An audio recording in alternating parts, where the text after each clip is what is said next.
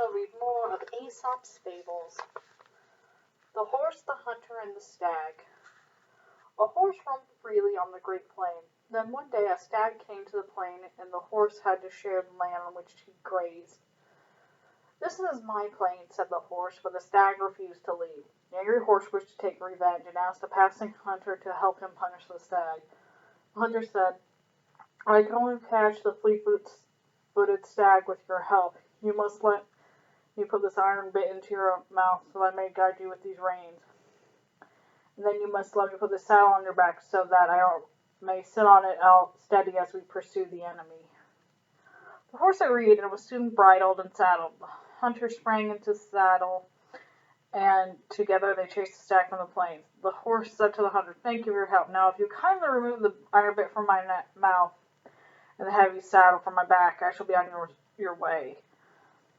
"Not so fast, friend horse," said the hunter. "You are in my power now, and from this moment on you must serve man." There was nothing the poor horse could do but reflect sadly that freedom is too high a price to pay for revenge. The Sick Lion. An old lion who was no longer able to provide himself with food by force turned to trickery. He made it known that he was very sick and would welcome any visitor who might care to call on him in his cave. The beasts heard the news. One by one they came to his cave to express their sympathy, and one by one the lion devoured them. After many of the beasts had disappeared this way, the fox discovered the lion's trickery. He stopped at a safe distance from the cave and called to the lion, "How are you feeling today, your majesty?" "I seem a little bit better," the lion replied. "But why do you stand outside? Pray enter and visit with me." "No, thank you," said the fox. "I notice that there are footprints that lead into your cave, but none that lead out. I discovered long ago that the wise can learn from the misfortune of others." The Salt Peddler and the Donkey. A salt peddler drove his donkey to the shore to buy salt. He loaded baskets of salt on the donkey's back and started home. On the way they passed a stream. The donkey lost his footing and fell into the water. When he emerged from the stream, he found his load much lighter, for much of the salt had dissolved into water. Once more the peddler returned to the seashore, refilling his baskets with salt, and continued home. When the donkey came to the stream, he fell again, but this time he fell on purpose. The peddler understood what the donkey was up to, but he said nothing. Instead, he drove the donkey to the seashore once again. This time, however, he bought a cargo of sponges in London, loaded them on the donkey's back. When they came to the stream, the donkey again made sure he fell in, but the sponges became swollen with water. Instead of lightening his burden, the donkey found he had doubled it. The peddler chuckled and said to the donkey, "A trick can work both ways, you know, and two can play the same game." The Tortoise and the Hare. One day, the hare was boasting, as usual, of his amazing speed. "No other animal can run faster than I," he bragged to the other animals. "I am swifter than the wind. I challenge anyone here to run a race with me." None of the animals seemed ready to accept the challenge.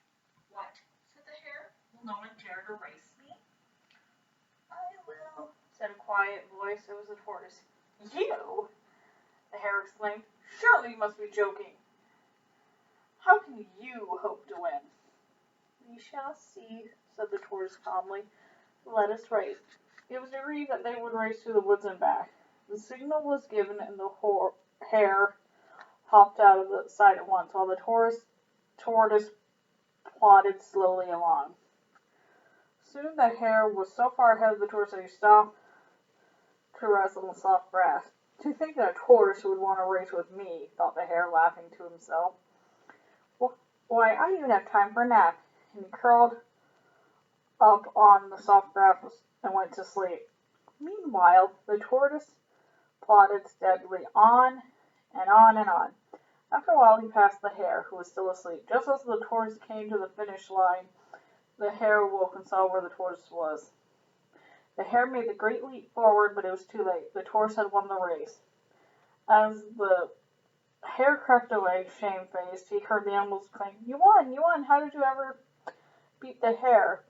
Modestly, the tortoise told them, "Slow and steady wins the race." The, the bundle of sticks. A father had a family of sons who were always quarreling amongst themselves. He tried in every way to teach them to get along, but they quarreled. Then one day he called his sons together and showed them a bundle of sticks. He asked them to turn to break the bundle. Each son tried with all his strength, but not one could even bend it. Then the father untied the bundle and separated the sticks. To each of his sons he gave a stick. "Now try," he said, and each son broke his stick easily. And the father said, "My sons, if you remain united, you will be as strong as this bundle of sticks. But if you are divided among yourselves, you will be broken as easily as you've broken the sticks. Know that in union there is strength." The Traveler and the Bear. Two men were traveling together when a bear suddenly came out of the forest and stood in their path, growling. One of the men came quickly, climbed the nearest tree, and concealed himself in the branches. The other man, seeing that there was no time to hide, fell flat on the ground. He pretended to be dead, for he had heard it said the bear will not touch a dead man. The bear came near, sniffed the man's head and body, and lumbered away, back into the forest. When the bear was out of sight, the man in the tree slid down and said to his friend, "I saw the bear whispering to you. What did it say?" The other man replied, "The bear told me to never travel with a friend who deserts me at the first sign of danger." He looked his companion straight in the eye. Bear said, "In times of trouble, one who learns who his true friends are." Okay, that's all I'll read for today. Thanks for listening, and I'll see you next time.